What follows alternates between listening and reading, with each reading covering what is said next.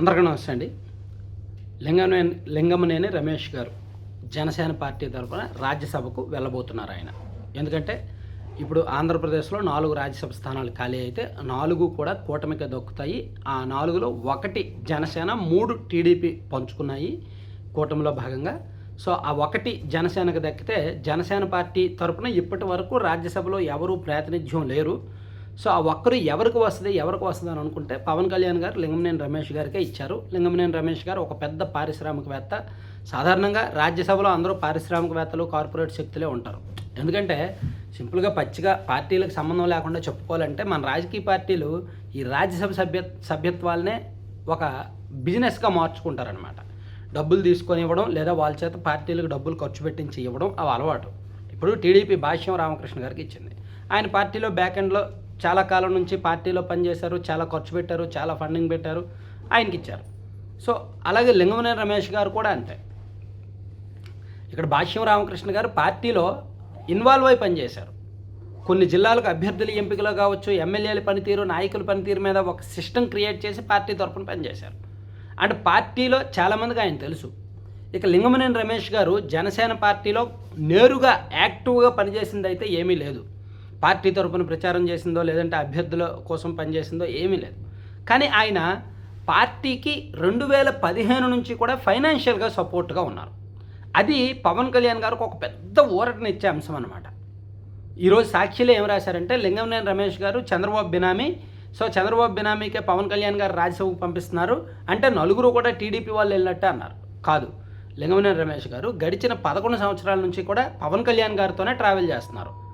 దాదాపుగా ఆయన జనసేన పార్టీకి బ్యాక్ ఎండ్లో చాలా ఖర్చు పెట్టారు. ఇక్కడ మంగళగిరి పార్టీ ఆఫీస్ నిర్మాణంలో కొంత ఖర్చు అవుద్ది కదా, అలాగే ఆ పక్కన కావచ్చు చాలా వ్యవహారాల్లో జనసేన పార్టీకి సంబంధించిన చాలా ఫైనాన్షియల్ వ్యవహారాల్లో రమేష్ గారు కీలక పాత్ర పోషించారనమాట. సో అందుకని పవన్ కళ్యాణ్ గారు మారు ఆలోచన లేకుండా ఆయన్ను ఇమీడియట్గా రాజ్యసభకు పంపించారు, రాజ్యసభ అవకాశం ఇచ్చారు. దీనిలో ఆ పార్టీ నిర్ణయం ఎవరు కూడా దీనికి అతీతులు కాదు. ఎవరైనా సరే డబ్బులు అవసరాలు ఉంటాయి రాజకీయ పార్టీలకు. ఆ డబ్బులు అవసరం ఉన్నప్పుడు ఎవరి చేత అయితే ఖర్చు పెట్టిస్తారో, ఎవరి దగ్గర అయితే డబ్బులు ఉంటాయో వాళ్ళకి నామినేటెడ్ పదవులు ఇస్తారు. అందులో రాజ్యసభ అనేది పెద్ద పదవి కాబట్టి రాజ్యసభలో ఉండేవాళ్ళు మ్యాక్సిమం ఈ పారిశ్రామికవేత్తలు, కార్పొరేట్ శక్తులు వాళ్ళే ఉంటారు కాబట్టి వాళ్ళకే ఇచ్చారు. జనసేన అయినా టీడీపీ అయినా అటువంటి వాళ్ళకి ఇచ్చారు.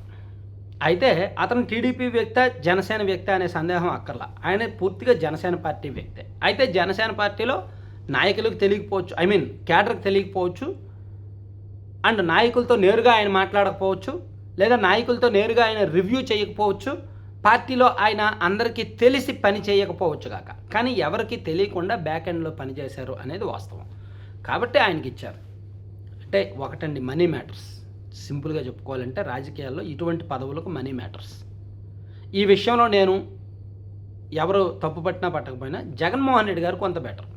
సామాన్యులకు రాజ్యసభ అవకాశం ఇచ్చారు. ఇప్పుడు గొల్లబాబురావు గారు లాంటి వాళ్ళు, పిల్లి సుభాష్ చంద్రబోసు, మోపిదేవి వెంకటరమణ, వీళ్ళేం పెద్ద పెద్ద కార్పొరేట్ శక్తులు కాదు. పార్టీలో పదవులు ఇవ్వాలనుకున్నారు, ఇవ్వలేకపోయారు. కాబట్టి మంత్రి పదవుల నుంచి రాజీనామా చేయించిన వెంటనే పిల్లి సుభాష్ చంద్రబోస్ గారికి, మోపిదేవి గారికి రాజ్యసభకు పంపించారు. గొల్లబాబురావు గారు ఒక ఎస్సీ, ఆయనకు ఎమ్మెల్యే సీట్ ఇవ్వలేకపోయారు కాబట్టి ఆయన ఇమీడియట్గా రాజ్యసభకు పంపించారు. అలా కొంత సామాన్యులకు అవకాశం ఇచ్చారు. అఫ్కోర్స్ పరిమళ నత్వాని లాంటి కార్పొరేట్ శక్తులకు ఇచ్చినప్పటికీ, వైవి సుబ్బారెడ్డి గారు లాంటి సొంత కుటుంబ సభ్యులకు ఇచ్చినప్పటికీ, వాళ్ళ అయోధ్య రామిరెడ్డి గారు లాంటి సొంత వర్గం అండ్ కార్పొరేట్ శక్తులకు ఇచ్చినప్పటికీ సామాన్యులకు కూడా కొంత అవకాశం ఇచ్చారు అనేది మర్చిపోకూడదు. ఆ విషయంలో జగన్మోహన్ రెడ్డి గారు వీళ్ళతో పోలిస్తే కొంతలో కొంత బెటర్.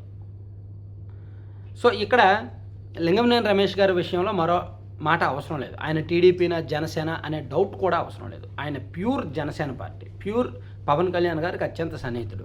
అండ్ మేబీ ఆయనకు టీడీపీలో సన్నిహితులు ఉంటే ఉండొచ్చు, టీడీపీలో స్నేహాలు ఉంటే ఉండొచ్చు, ఆ కమ్యూనిటీ పరంగా స్నేహం ఉంటే ఉండొచ్చు కాక టీడీపీలో చాలామందికి ఆయన సన్నిహితుడే.